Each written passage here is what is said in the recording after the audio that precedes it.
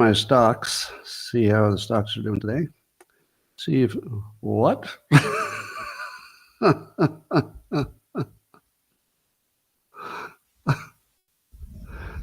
Pretty good day in the stock market. Well, let's do a show. What do you think? Are you in the mood today? I'm in the mood.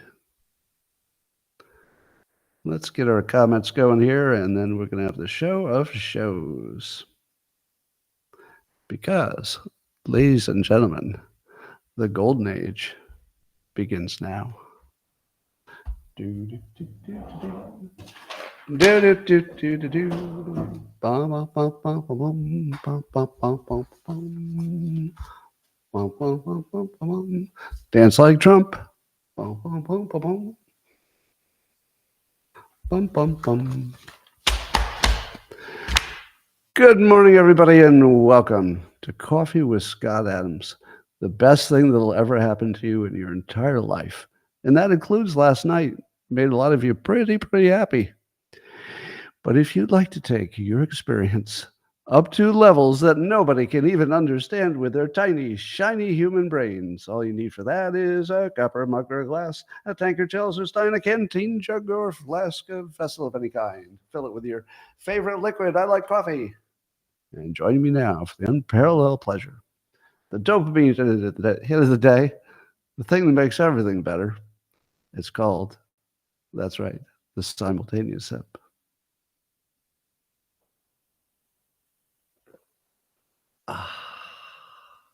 Ladies and gentlemen, if you don't mind, I'm going to indulge a second sip to victory, to the golden age. Here's to you, voters. Oh, that's good. Oh, that is so good. Well, did you know there's a study from Baylor University that says that sleeping even 45 extra minutes can make you have better feelings of gratitude, flourishing, resilience, and pro-social behavior.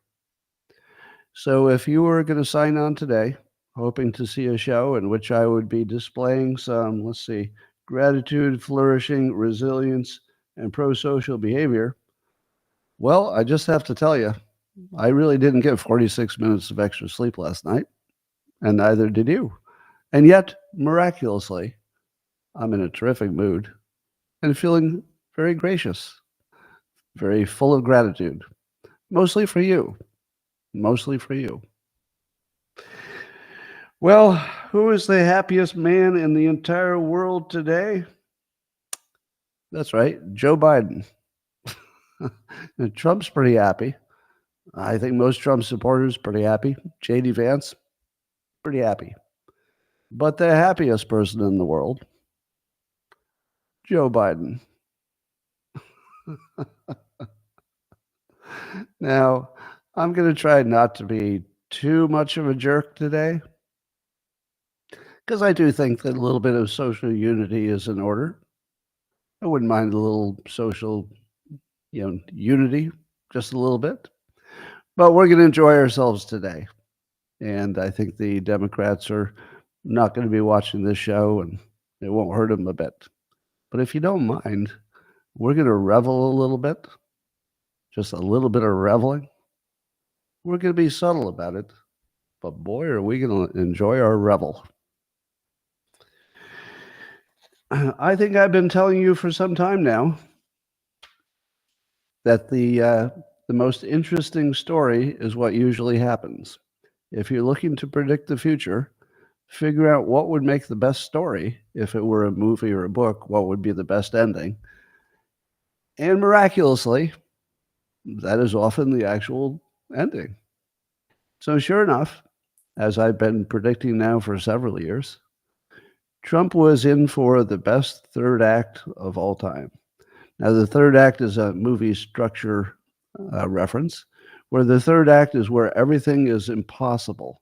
There's no way the hero of your movie could possibly survive this situation. Do you know what that was? That was January 6th.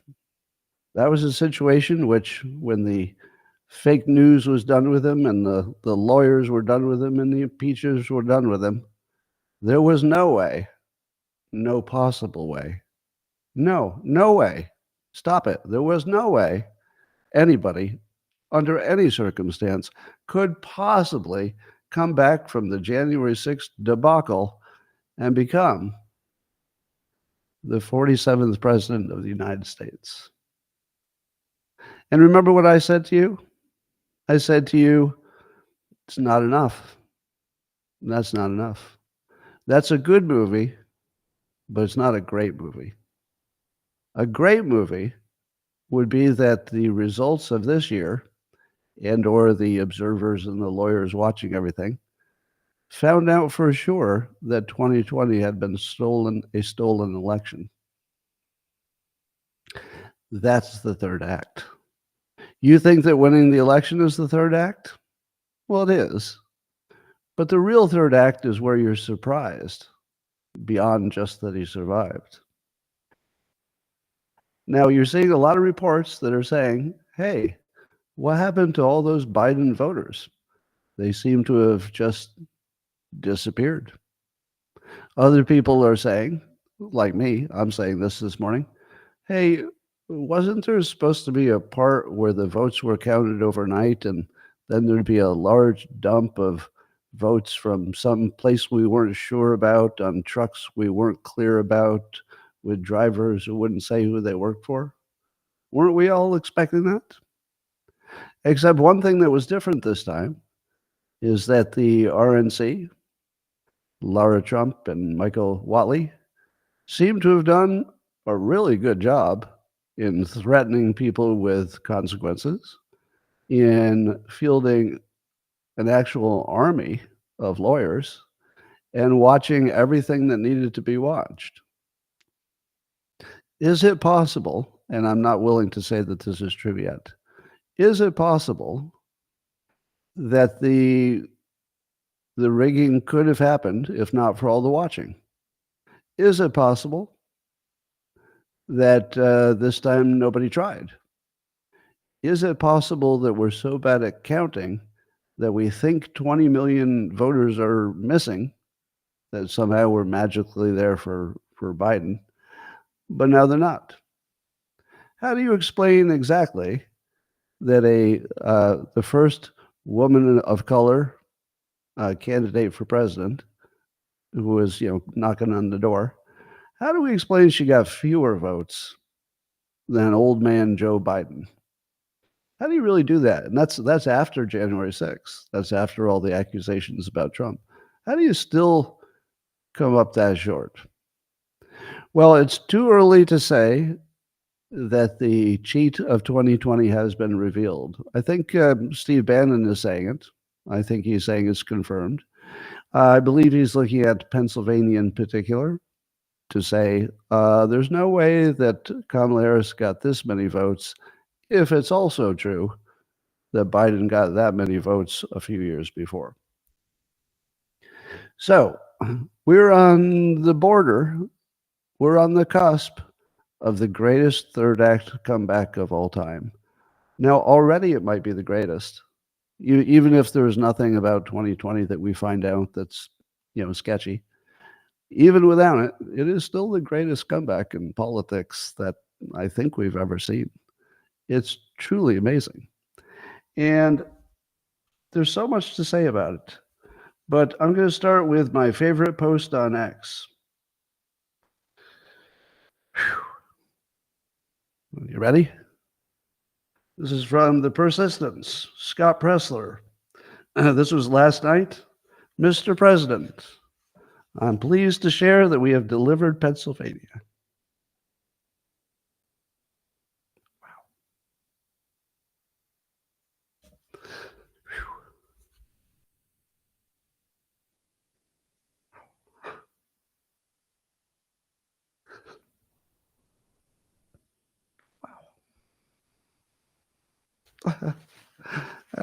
It got me.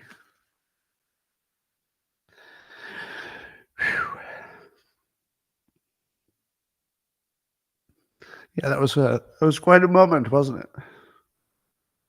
Quite a moment. Phew. I was doing okay until then, I have to admit. I was doing okay, but that was a hell of a thing. Phew. So, Trump gave his, speech, acceptance speech, I guess you could call it, kind of official, and, he said this will truly be the golden age. Oh, sorry. That caught me off guard. Wasn't expecting that. And Trump tells us we don't have to live this way and that the golden age is going to begin. And maybe it will. Maybe it will. I kind of feel it. I've been calling for the golden age for a while, but we got kind of sidetracked by that whole pandemic thing and then that whole election that looked a little weird. So apparently the GOP Republicans made big gains with non-white voters, especially black male voters. So his share grow from 15% up to 15% from 8% in 2020, according to AP Votecast. But Trump had a huge jump with Hispanics as well. He won 41% of the Hispanic vote. He set a record.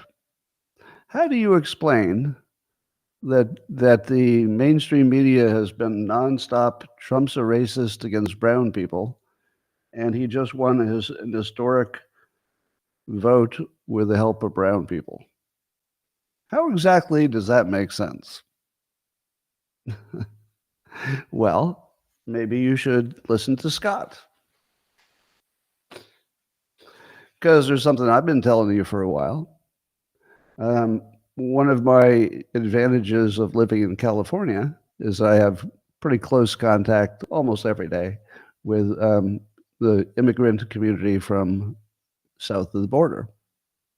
And what I can tell you that pretty much everybody who has any contact with that group can tell you, they're not only a terrific group of people, demographic wise, you would love to have them as your friends and neighbors, but they're very Republican just by nature. They like to work, they like their families, they like to follow the rules, and they like their gods. God, just one, I guess. And it didn't surprise me to find out that the Hispanic community was way more likely to support Trump than the media was telling you should have been the case. And then I also imagined that at least the men of all races would see through this. And when I say see through it, I mean the media, kind of a cover story for everything. The fake the fake face that the media puts on everything. And I believe that men have an interior biological trigger that is not triggered by small problems. Have you ever noticed that men are not triggered by small problems? Like maybe we don't tidy up, small problem. But when the big problems happen, your car is on fire and you're trapped in it, there is going to be a man in a pickup truck who is going to stop and he's going to reach his hairy arm into your car, unlock your seatbelt, and drag you out at the risk of great personal destruction. Because that's just how we're wired. If it's important, we show up. If it's not that important and you've got it covered, well, you got it covered. Sort of a male binary world. By binary, I mean, is this my problem? If it's not my problem, it's not my problem. If it is my problem, tell me who I have to kill. Right? I'm speaking figuratively, not actually kill. So here's what I think. I think the country as a whole saw that we were heading toward a cliff, the type that we can't recover from. And I think that when men got triggered, internally, each person individually. I don't think it was any one thing. I don't think it was Trump. I don't think it was any one person. I think that men just one by one got triggered and they said, wait a minute, is everything going to fall apart? This isn't like regular times, is it? This is the time I have to show up. I, for the first time in my life, made a conscious effort to get low propensity people to vote in my personal circle and also on, here on live stream. I was successful. So people did report back that they voted and they would not have otherwise voted. So the low propensities came through for me and even reported back. Now, many of you had the same situation, both men and women, of course. But I think men were maybe the story here, because I think that they were triggered because this looked like an existential threat, not just another day of politics. And so the men bucked the women in their own groups to some extent and showed up. Now, what I don't know yet is if it was the Trump supporting men who were lying to pollsters, or if they were just the hardest to reach by pollsters because they were less likely to answer the phone or something. I don't know. So we don't know exactly why the polling didn't quite match the outcomes. I will note, because I always mention Rasmussen, that Rasmussen had Trump winning pretty handily, and he won by something pretty close to their prediction. And so Rasmussen, good for you. Congratulations. And I say that because I mention their polls quite often. So it's good to know that they got the right answer, that Trump would win, and by about the right amount. And here's what I look forward to more than anything. I'm really looking forward to the peaceful transfer of power. Aren't you? Because while Trump was teaching half of the country how to win, the Democrats were teaching us how to lose. It seemed like every day they'd say, no, in 2020, you didn't lose right. What you should have done is immediately surrendered and just rolled over and quit. And then this is important. After you lose, then you should never, ever be in political life again. Now, that's some good advice on how to lose. And for 4 years now, since January 6, 2021, Democrats have been teaching us, and I appreciate their wise counsel, how to lose in the best possible way. And now, and this is kind of lucky, really, since they've taught us how to lose and how to peacefully transfer power and how to leave public life forever, I'm looking forward to their peaceful transfer of power. In fact, it turns out that Kamala Harris, in her role as vice president, will be the one to certify the landslide election of Trump. And that doesn't get any better. Apparently, there was a rule change that she has to certify. She doesn't have a choice. Like, it's not optional. It's just theatrical. So yeah, we're going to find out the best way to lose, taught to us by the people who've now got some good experience at it. Kamala Harris apparently gave a talk in which she warned of Trump's fascism. Well, I don't think she learned anything. Do you think the Democrats have learned anything? Kamala Harris gives a ending speech warning about Trump's fascism. So here's what I think. I think we might be seeing the total collapse of the Democrat Party. If you watched any of the fun of the, let's say, MSNBC or CNN finding out that they'd lost possibly everything, we don't know about the House. The House could still go to the Republicans too, and then that's a different that's a different situation, and that could happen. We don't know yet. But it was really obvious that the Democrats didn't know why things went wrong this time. And it was hilarious seeing all the reasons. But I'm going to talk about some of the many reasons, and I think maybe it's just a whole bunch of little things, but we'll see.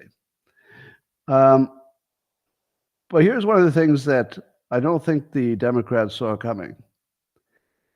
I think young people, well, here's what I think. I think that Trump very smartly avoided the mainstream media more than usual and went to the podcast world, which which the Democrats do not have a hold on. So the mainstream programmed world is sort of a, we think, probably a CIA manipulated, Democrat manipulated stuff. So it's just nothing but nonstop hoaxes. But if you get to the podcast, I mean, some of them have some hoaxes too, but you're missing the whole censorship, brainwashing regime.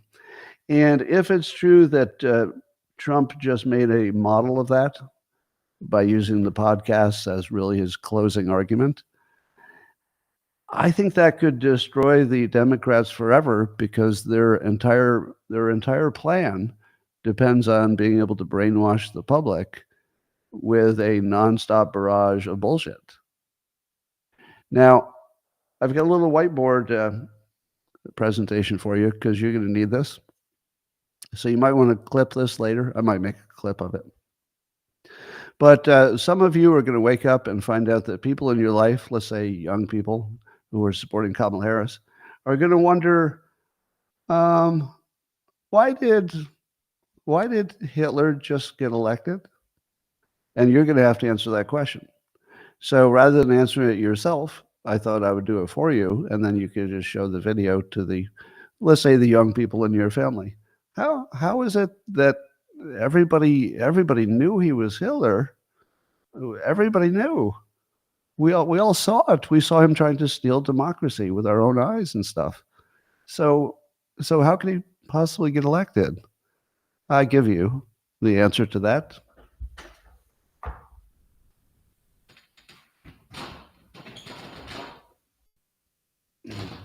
And I'll give you the answer using one anecdote that can be generalized. And this is what I saw just the other day. You may know that J.D. Vance, in the closing days of the campaign, was using some aggressive hyperbole in a rally speech, and he said that the Republicans were going to take out the trash, and then he clarified the trash is Kamala Harris.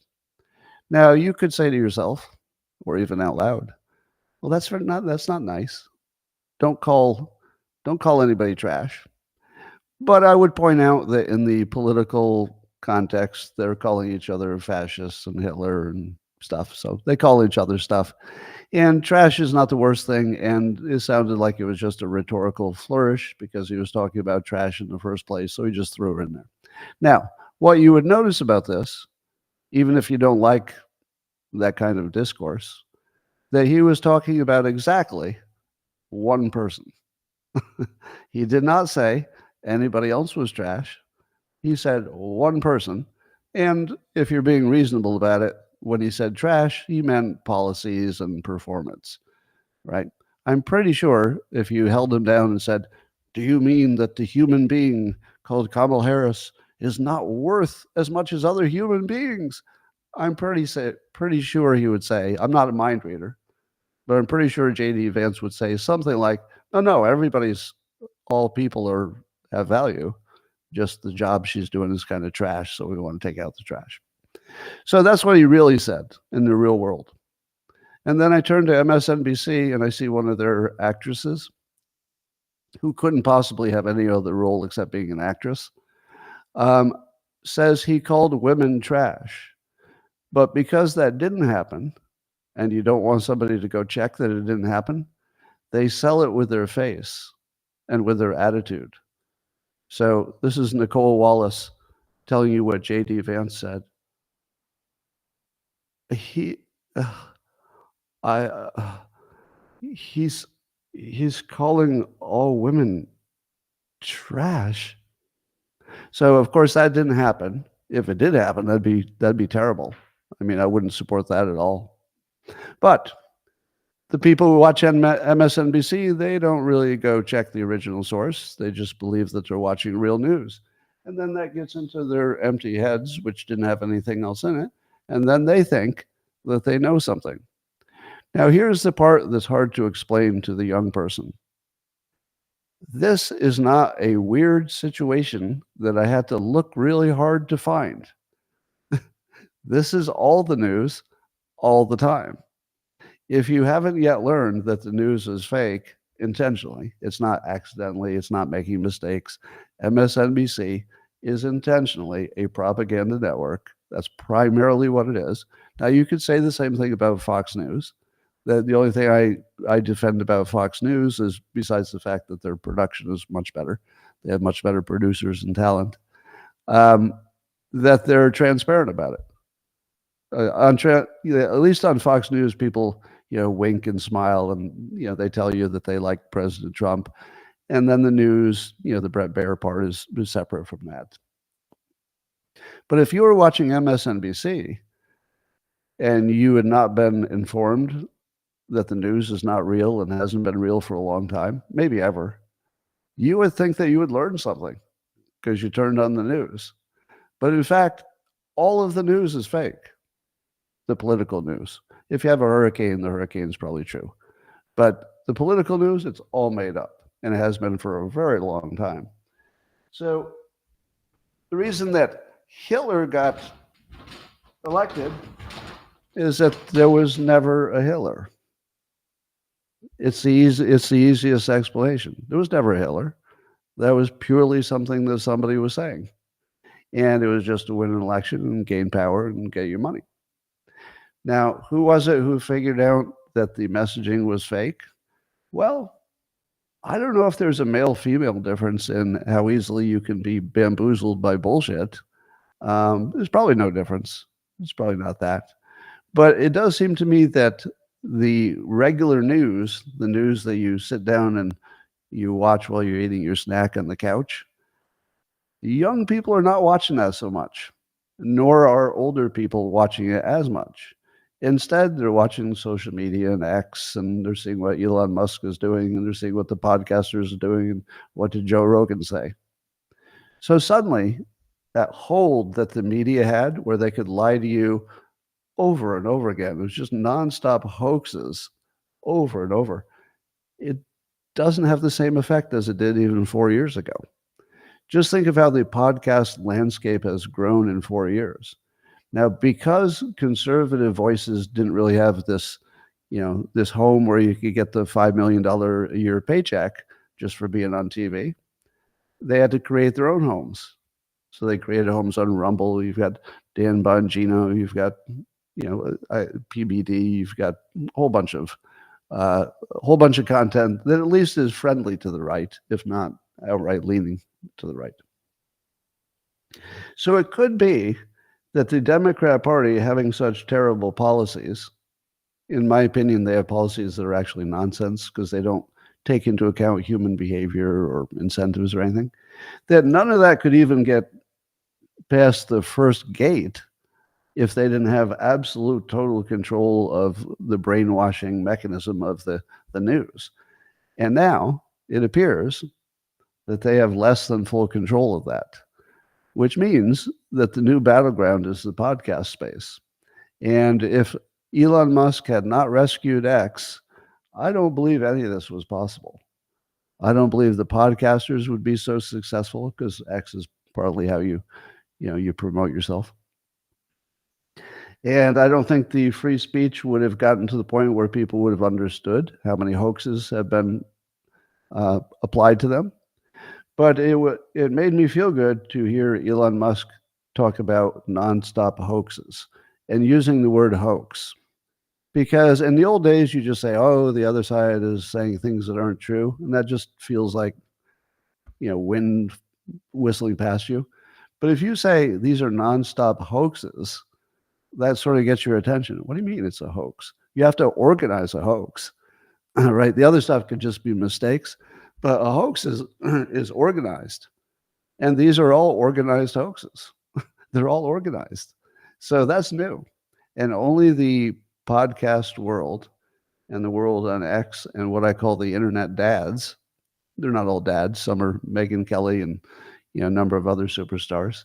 But it does seem like the adult supervision, let's call it that. I think the adult supervision returned in the form of podcasts because they were completely shut out of the normal fake news world. So, surprise. And I think it's hilarious that MSNBC, their hosts, they acted like they couldn't tell why Harris lost. Could they really not tell? And they couldn't tell that they were the problem? Imagine if they ran a real candidate and they just told the truth. You don't think you could have beaten Trump? I mean, Trump's a monster. I mean, he's hard to beat. But you don't think if you'd at least tried with a regular politician, somebody who had actual skills and stuff like that, I don't know. Maybe that could have taken him somewhere. But instead, they just prop up the puppet. They fill the world with hoaxes, and then they wonder why we didn't fall for them. It's because of the podcasters. It's because of X. It might be because of TikTok, which would be funny. Anyway, it looks like Republicans picked up the Senate as well. So that would be the presidency, the Senate, the courts, Supreme Courts, and maybe the House. That's about as hard as you can win. Keith Olbermann, of course, is claiming Russia stole the election again. MSNBC's host, Joy Reid, she's blaming white women for missing a second opportunity to address the patriarchy. At no time does Joy Reid say, hey, maybe the problem is me.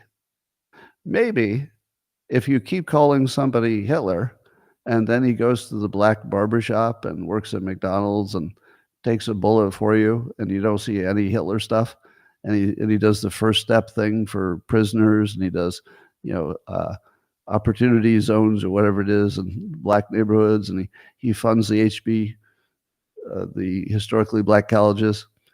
Maybe it's hard to keep the hoax up. Maybe the hoax just couldn't stand the pressure of facts. But everybody's got an opinion. I'm still waiting to find out if men were the big difference. Some are saying that the big difference is that women underperformed as opposed to men showed up. All right. Just looking at one comment there. All right. So here's some other reasons that people gave. There was some thought that men wouldn't vote for women, especially black men. Do you think that's the reason that black men did not vote for Kamala Harris, is that she's a woman? Do you think that was the big reason? It's probably a little bit of a reason, maybe a little bit, but it can't be more than the number who voted because she is a woman. Well, do you think the number of people who wouldn't vote for her because she is a woman, do you think that number is bigger than the number who voted for her just because she is a woman? Because I watched these street interviews, and when people on the street were asked, they quite often said because she's a woman. I don't know. It seems like an advantage to me. So on MSNBC, they're still trying to sell you on the notion that if you've got somebody who's reached the level of senator and vice president, and they're both a woman and a person of color, that's all a disadvantage. In America, in 2024, MSNBC trying to sell their final hoax that it's a disadvantage to be so qualified that you've been an attorney general, you've been a senator, you've been a vice president. I mean, that's a lot of qualifications. And if you add on top of that black and female, you telling me that it shouldn't be a landslide in her favor? Do you know if you had replaced her with anybody capable, it would have been a landslide. It was her capability. in the end. So it's the big games with the non-white voters. That's a big part of the story. I saw some people suggesting that Tim Walz might have been dragging her down. Trey Clavis, or was it Travis? Travis, what's his first name? Clay Travis was asking if Walz was the worst VP pick ever. Now, of course, I like that framing because it makes you think past the sale. But was he the worst ever? I'll tell you, he was the worst ever if you're trying to get men. The videos of him prancing, it should have killed her for everybody who had a penis. It's like, what the hell is going on there? Well, not everybody, but yeah, at least the heterosexual men who were looking at him. And again, if he were just flat out gay, I don't think it would have hurt him at all. It might have been a plus. But if you prance, but you're acting like you're the manly one and you're more manly than the other side, don't prance. And I have no problem with prancing, by the way. I'm pro prancing, but just if that's who you are. If who you are is a prancer and that fits your whole personality and your sexual preference, great. I like people who are authentic. But he didn't come off as authentic, did he? There was something inauthentic about it. And same with Harris. Harris seems terribly inauthentic. And I think that when we talk about who's lying the most, that's where things get confusing. Because Trump is the most authentic character we've ever seen. He's always the same. No matter who he talks to, it's the same message. He doesn't change. He didn't modify too much to run again. You know, maybe took a little edge off or something. No big deal. Let's see what I want to see this comment. No, I can't see. So anyway, I think that Kamala Harris insulting citizens probably had something to do with it. Inflation and the price of groceries had something to do with it. There's the thought that Democrats were ignoring some of the working Americans, especially the men. That's definitely part of it. They're also saying that the Democrat strategy needs to be looked at. So all the smart Democrats are looking at each other and saying, who made the mistake here? Who made the mistake? And they're all pretty sure it was somebody else. Somebody else. But I think the story is men, because it's not just a story of men who were voting, but I think that Trump's pirate ship. If you, obviously Tulsi Gabbard's an important part, but I think RFK Jr. and Vivek and JD Vance and Elon, they all have a very male vibe, and I think the country was just starving for it. Like the country was starving for some kind of male leadership. Now, here's something that I can say about men that I don't know about women. So it might be the same with women. I don't know. I just couldn't speak to it. But my take on men is that men either need to be a leader or to know who the leader is. And those are the two things that make men comfortable. If we don't know who the leader is and we're not the leader, we're not really comfortable. And I don't know if that works the same with women. Yeah, it might be a different situation. But with Trump, especially when he assembled his pirate ship, you had male leadership. Elon, I think, certainly the tip of the spear. But RFK Jr. is very manly for a Democrat, right? Both in his physique and in his attitude and his just bravery. So there was a whole bunch of male leadership that was coming from everything from Joe Rogan to other podcasters to Mike Cernovich to me. And I think that a lot of men responded to just leadership. And they said, what are we supposed to do? and the internet parents, let's say, to keep it less sexist, said this time you need to vote, but this time voting isn't enough. When I saw that here's the first thing that I saw. When I saw that Republicans had suddenly switched to become early voters, that's when the light went on inside my head, because that wasn't just about early voting being better than later voting. It was about the Republican base taking direction. That was the big thing. The thing was that they responded to leadership. The leadership said, you're in a big hole. I can get you out. You got to vote, but that won't be enough. You're going to have to go find a low propensity voter, and you're going to have to drag them to the voting booth. I heard countless stories of people who did exactly that. Now, how many of you were directly or indirectly involved in getting a low propensity voter to go vote? Because that was a very specific direction from a group of leaders who I think established their leadership. And a lot of that was Trump getting shot in the ear, right? Again, men respond to bravery and real leadership. And by the time the ear got shot and the pirate ship formed and then Elon jumps on, well, by that time, the leadership was clear. The men who were there to protect you, and I think everybody who voted for Trump believes he's there to protect. I think everybody thinks the same of Elon, except the left, of course. But on the voting political right, seeing Elon go all in was phenomenal. Do you realize that Elon bet everything on this? He bet everything. His businesses, I think, would have been dismantled, and he could have ended up in jail if things had gone the other way. That was one of the bravest things you're ever going to see. You think Trump is brave? He made everybody braver. He made everybody braver.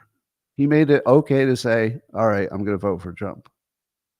He made that by his own bravery. And that level of bravery just makes other men say, oh shit, I gotta lift my game a little bit. So I'm going to be a little braver too. And no one was braver than Musk. And he's certainly got a history of being the bravest guy in the game over and over again. Here's what Tucker asked Elon, I think it was last night. So how much pressure has there been on you to shut down X? And Elon said, well, apart from multiple Democrats saying they want to put me in jail, take away government contracts from my companies, nationalize my companies, deport me as an illegal, and have me arrested for apparently being Putin's best friend, nothing besides those things. And I would like to say that the other thing that Elon did that I think David Sachs did and Chamath did on the All In Pod, and I think some of the other Silicon Valley notables, and something that I think I did, and I think Cernovich did, which is we made it safe for smart people to support Trump. That was the risk that I took.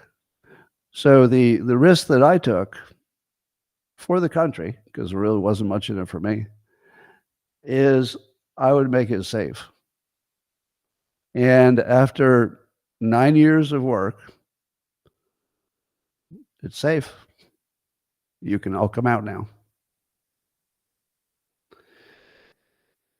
Well, one of my favorite videos coming out of the aftermath was Eric Abernathy was pointing it out on X, that Jake Tapper was being shown a map of the country, and it was going to show all the counties where Harris did better than Joe Biden, or at least as well as Joe Biden. And he calls up the map, and it's dark gray. In other words, there was not one county in the entire United States in which she outperformed Joe Biden. Jake Tapper, quote, "Holy smokes, literally nothing? Literally not one county?" Yes, literally not one county. Now, do you believe that Joe Biden got all those votes? If Kamala Harris couldn't beat him in even one county, just one county, not one? Hmm. Now, the other question I have is there must not have been a big problem with cheating or illegal aliens voting or even overseas voting. I suspect the watchers were watching too well so that maybe nobody could get away with it. I think the watching is the big story here. We'll never really know. But I'm willing to revise my opinions about how cheating may have happened in the past. If there's new information, I'll take it. But we'll see. I'm not entirely sure that we're done because it seems to me things are too quiet. And it seems like the Democrats are not making enough of a complaint, as if they have a plan, as if the real plan was Trump's going to win the election and then. So the thing I'm worried about is the and then, which could be any form of lawfare, who knows. Now, in theory, all the smart people are saying that Trump's legal problems will either go away or be postponed into the netherworld. I'm not so sure. Because remember, some of them still think they're trying to stop Hitler and save their own jobs and their own lives and everything else. So if you're telling me that it's not typical to continue with the lawfare while the president is the sitting president, then I would say to you, maybe things won't be typical this time. So I think Trump is still in mortal danger, both physically, definitely physically, but at least JD Vance is there as his backup protection, and that should make a big difference, by the way. So I think there's going to be more shenanigans. I don't think it's a clean path to the smooth transfer of power. I think there will be some legal shenanigans. Probably it matters who wins the House. If Republicans win the House, then I think everything's going to be fine. If they don't, it's still going to be a fight. Anyway, one of the things Michael Schellenberger points out, and he said this morning, our intelligence community is rotten to the core. Serious investigations are required. We need to get to the bottom of the censorship, January 6th, COVID origins, lawfare, weaponization of CIA, FBI, and DHS. We need a church committee 2.0. The people must regain control of our government. I would agree with that. At the very least, we need to regain confidence. So, maybe all of these entities are thoroughly corrupt, maybe just a little bit at the top. But whatever the situation is, I'd sure like to know.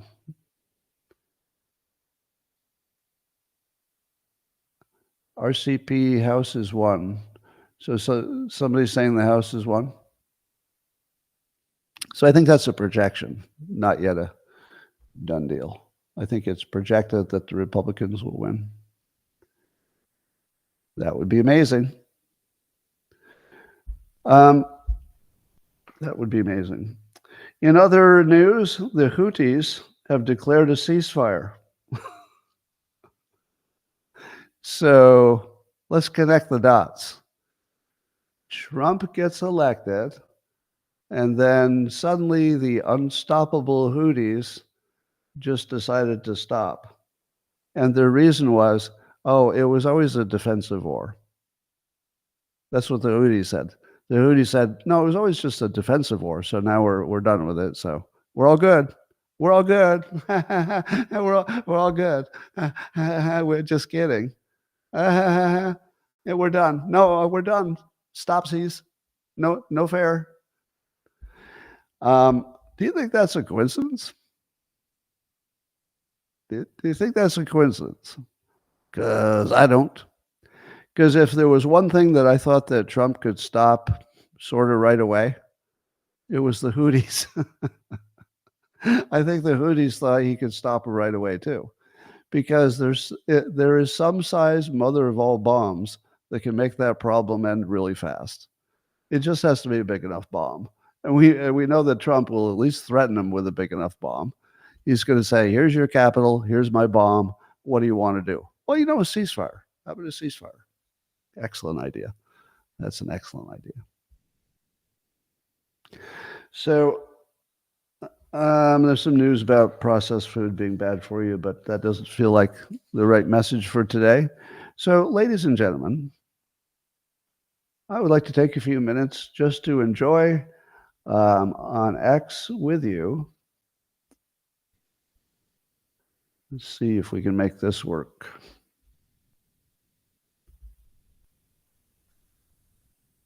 It'll be amazing.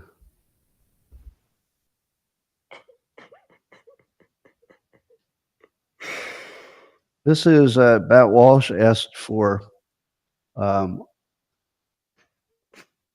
He asked for the people. Let's see, make this presentation. There it is. These are all the people who are having a hard time. Let's find a good one.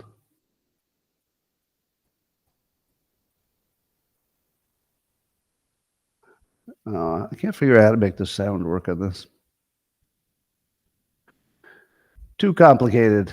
Come on, sound. Now could potentially have a direct line to the Oval Office. I think this is a big, huge part of the story that it's hard to even digest fully at this moment. But you have Elon Musk, who owns Twitter, X, whatever we're calling it these days, X, who is All right. All right, well, we don't have any good ones here. Oh, there's a good one. All right, we'll just leave that one up for a minute. Well, it seems to me that the Democrats have practiced losing to Trump, and they definitely did not have the same kind of reaction that they had before. I wonder if they expected it on some level, but we'll watch today to see how crazy people get. Let's keep an eye on the story of whether or not there were 15 or 20 million more votes for Biden than there were mirages. I really would love to, to find out that 2020 was BS. That would be fun. All right. Does anybody want to have in your comments? Is there anything you want to enjoy saying? Candace Owen says, I've never wanted to watch The View more than today. Same. I definitely want to watch The View today. Oh, and Mark Cuban did a very professional and appreciated congratulations to Trump for winning the election. And I appreciate, I appreciate him. I like that it was a, good, fair fight. Good contest.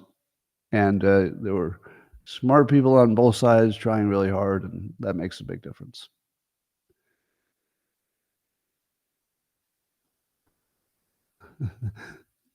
Unburdened by what is Biden?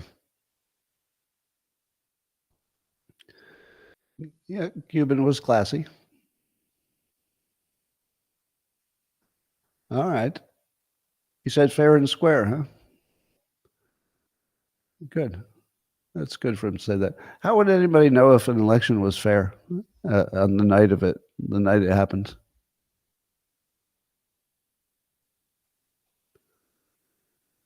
Except it's not a fair fight. Huh. Buy coffee for this car behind you at Starbucks? Maybe. Yeah, I think we do have some responsibility to, not dance too hard on the graves of the losers today. We can enjoy it. I do think the golden age has been unleashed. I have to say, there's just this weird feeling to it for me. I wasn't expecting to know how to feel. I think I was happier for Scott Pressler than just about anything else. I love to see somebody put their heart and soul into something, like trying to save the country, which is what Scott Pressler was doing.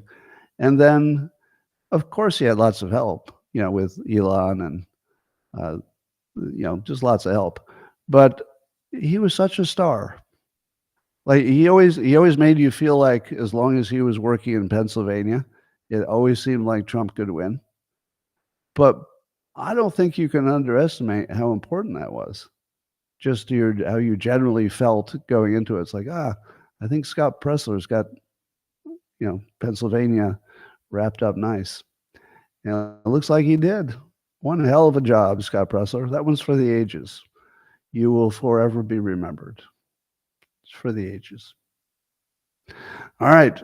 Accountability. Well, we'll see. It's too early to talk about that. Charlie Kirk. Yeah, Charlie Kirk did a lot of great work.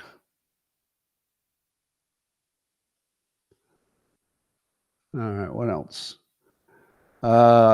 Mentorships for young Black men. That would be useful. Although I think AI can get you there almost, the mentorship stuff. Maybe some combination of humans and AI.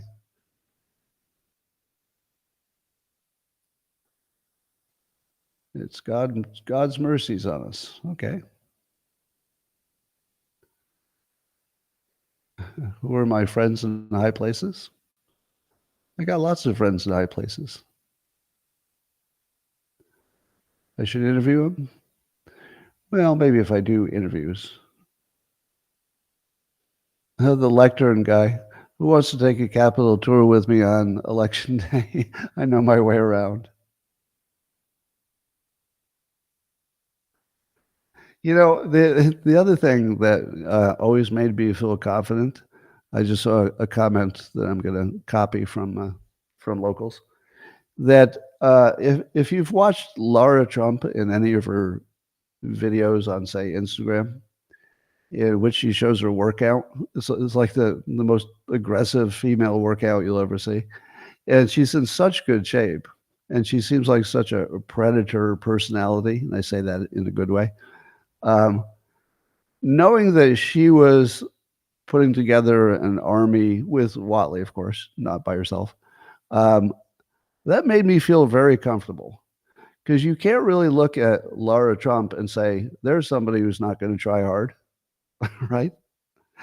You take one look at her and you go, okay, whatever you're doing is going to be, you're going to take it to the nth degree.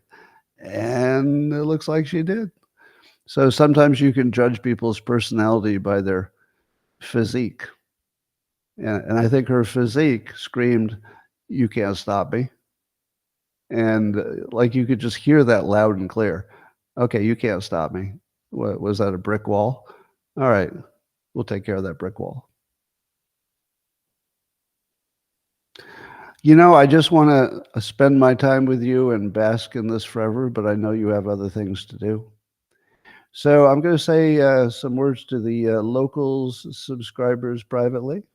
Thanks for joining. You've got a lot of people to watch on TV and watch them melt down, so you can enjoy it. I'm going to go talk to the locals people privately now. All right, we got 30 seconds to locals.